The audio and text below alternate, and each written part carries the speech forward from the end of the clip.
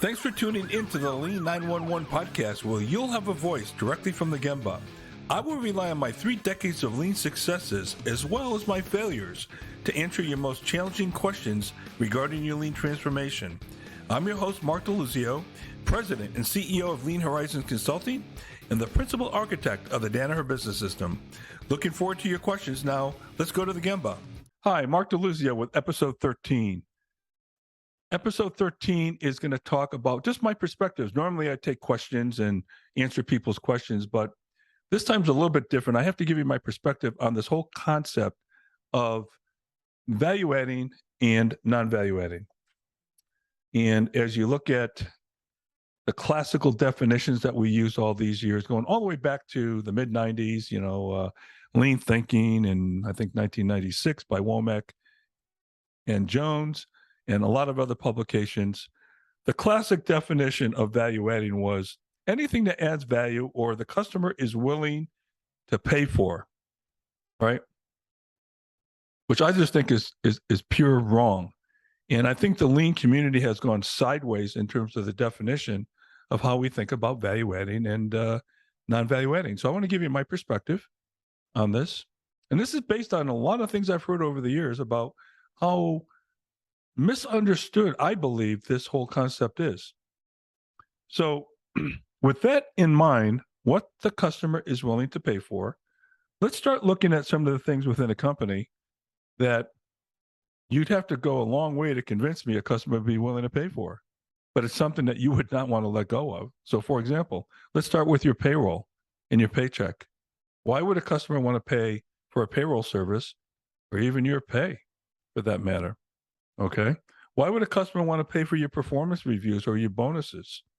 Why would they want to pay for your janitor who cleans your floors and takes away your trash?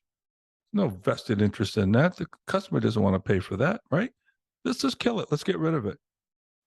How about air conditioning in your offices, your nice, cool offices, or heat in the winter if you live in a cold climate? Why should a customer even care whether or not you're hot or cold? Right? What about your accounting group? The people that put all the numbers together. What about your warranty group? Well, you can argue warranty is a waste anyway because it's one of the defects, right? But what about office conferences that you get sent to, or outside conferences, I should say? Whether they're internally, offsite meetings, or what about meetings in general? How about meetings? Why would a customer want to pay for your meetings? How many meetings do you spend time in as a percentage? Think about it.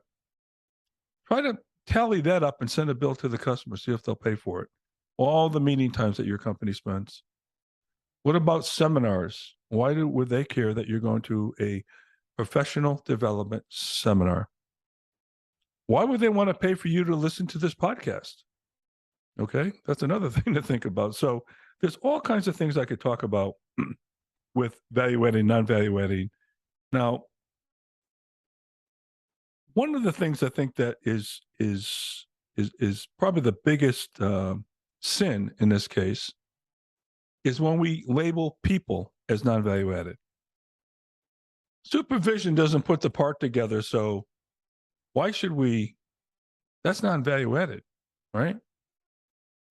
It's only the people that put part A to part B together, or the blue and the red part, or machine a hole in a piece of metal. Those are the only people that are adding value for this. They're making money for this company. So I guess we can just eliminate the people who brought the capital, took the risk, bought the building, bought the equipment, financed it with all the lawsuits that go on, hired the people, okay, did the advertising for the product so people would buy it, kind of important, right?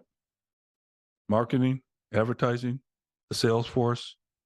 All that doesn't matter, I guess, because it's only the people who put part A and part B together, right?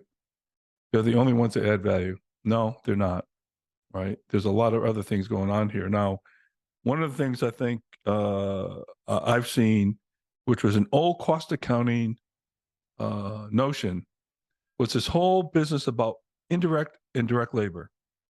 We want to reduce the indirect labor so our ratio of direct to indirect is higher, right? Well, that kind of flies in the face of lean thinking. This is something I baked into lean when I invented lean accounting way back in 1989. Taught us from Shingijutsu, Chihiro Nakao, my sensei said, operators should operate. They shouldn't go after materials and tools and leave the cell and leave their work sequence in standard work. If they have to do a work sequence, 70 times a day, if they walk away for 2 of those work sequences, you're going to be behind schedule. And so is the whole cell if you're doing one-piece flow. So the analogy I like to make, and you probably heard me make this before, is to auto racing. The only direct labor operator in an auto race is the guy driving the car. What about the pit crew? They're all indirect. I guess they're non-value added because they're not driving the car. So let's get rid of the pit crew. Let's see how well that works for anybody who loves NASCAR or Formula One or Indy 500, whatever, right? So no, this whole notion that people are non-value added has to go away. It's a cancer, and it's not good, and it divides people. We all, need each other in terms of making the whole enterprise work. But saying that any one individual, any one function is non-value added is not good. It's not healthy, right? Now, in the traditional sense, what we might consider value adding, let's just take putting part A into part B, or drilling a hole, or stamping a part. All those things are value added. What about in the admin world? What about actually processing in order entry? Okay, let's just argue that processing in order is value added step, right? Well, in all these things I just mentioned, there are non-value adding aspects of them, even though they are traditionally classified as value adding. So, for example, if I'm drilling a hole, when that tool comes down and cuts air, that's a non-value added step. It's not adding any value to the product until that drill hits the part and drills a hole. It may create a burr, by the way, which is non-value added. Now I have another subsequent operation in order to take that burr off. Okay. What about processing in order? How much time does that order go through and really get worked on versus how much time it sits somewhere in an inbox, an outbox, in somebody's computer system? You think about that. Again, the lead time versus the processing time, right?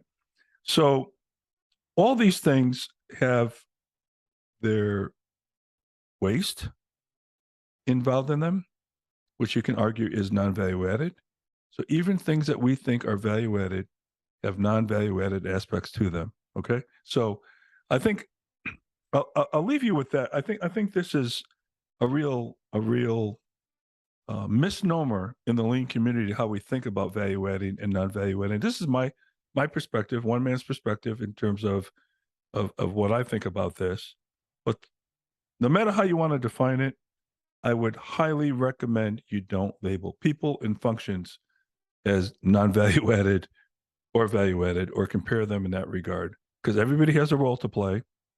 Everybody has waste, no matter what you're doing, whether you classify it as value added or non-value added. There's waste in everything that we do, and that will be a continual journey for us to try to get it out and reduce the waste. We'll never be perfect, and as we look at the whole notion of value adding and non-value adding, I think we need to reset our thinking as to how this has been looked at over the last 20 or 30 years and still looked at today. So anyway, those are my comments on this. Please email me with your questions and comments at mark@lean911.com. That's Mark, M-A-R-K, mark@lean911.com. We'd love to get your thoughts on this as well. And I appreciate your time. Thanks. We'll see you next time. Bye-bye.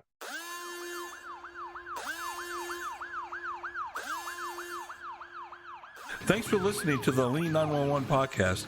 I'll be happy to address your questions or feedback on future episodes. Email me at mark@lean911.com. You can check out our other episodes by visiting our website at lean911.com, our YouTube channel, wherever you listen to podcasts. This is your host, Mark DeLuzio. Thanks for listening.